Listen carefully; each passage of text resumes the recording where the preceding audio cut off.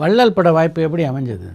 ஆக்சுவலாக ராஜ் கபூருக்கு முன்னாடி வந்து நான் கிளாஷ் பண்ணி கொடுத்துருந்தேன். ஒரு படம் வந்து கிளாஷ் பண்ணேன். அதுலேருந்து எனக்கு பழக்கமானார். அப்போ இந்த மாதிரி ஒரு படம் ஆரம்பிக்க போகிறேன், டிஸ்கஷன் வா அப்படின்னாரு. சரி நானும் போனேன். 6 மாதம் டிஸ்கஷன் உட்காந்தோம். அவர் நான் தான் கேமராமேன் அவரும் சொல்ல, நான் பண்ணுறேன்னு அவர்கிட்டையும் நான் சொல்ல, ஃப்ரெண்ட்லியாக டிஸ்கஷன் மட்டும் உட்காந்தேன். டிஸ்கஷன் முடிச்சுட்டு நான் அதுக்கப்புறம் ஓகே கபூர் நான் வர்றேன் அப்படின்னு சொல்லிட்டு நான் விட்டுட்டேன். அதுக்கப்புறம் ஒரு 10-15 நாள் கழிச்சு ஃபோன் பண்ணி,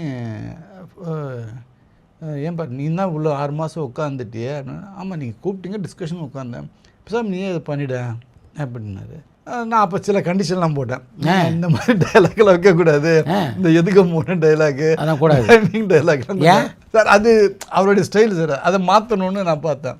அவர் வந்து சரிப்பா நீ வாப்பா நீ அதெல்லாம் ஒன்று, எனக்கு நான் டிஸ்கஷனில் பெரிய சண்டை போடுவேன். எல்லாம் ஒரு அப்போ அந்த காந்தி சார்லாம் இருந்தாங்க.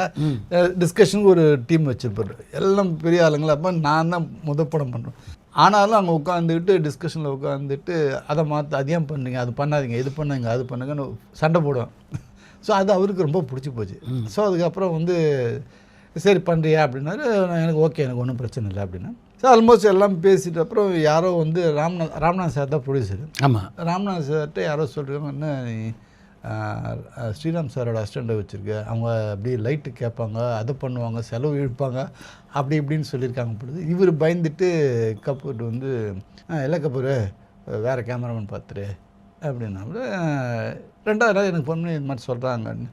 ஓகே ஒன்றும் பிரச்சனை இல்லை, எனக்கா நான் வந்தது டிஸ்கஷனுக்கு தான் வந்தேன். கரெக்ட். அதுவும் அதனால் எனக்கு அந்த மைண்டில் எதுவும் மேலே அதனால் பண்ணேன்.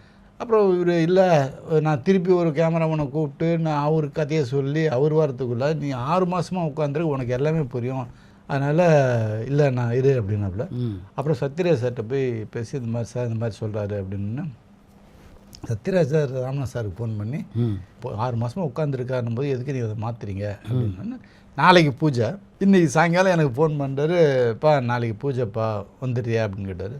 நான் இல்லைங்க, நான் பண்ணுறேன்னா இல்லைன்னு தெரில, நாங்கள் வந்தால் நல்லா இருக்காது, நான் வரல.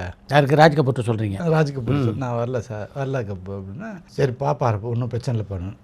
அப்புறம் காலம்புரை நைட்டாக உட்காந்து பேசி காலம்புரை பேப்பரில் ஆடு வந்துச்சு. அந்த ஆடில் என் பேர் இருந்தோன்னே எனக்கு காலம்புரை 6 மணிக்கு ஃபோன் பண்ணி பாப்பா நீ தான்ப்பா அப்படின்னப்போ அப்புறம் நான் போய் பண்ணேன்.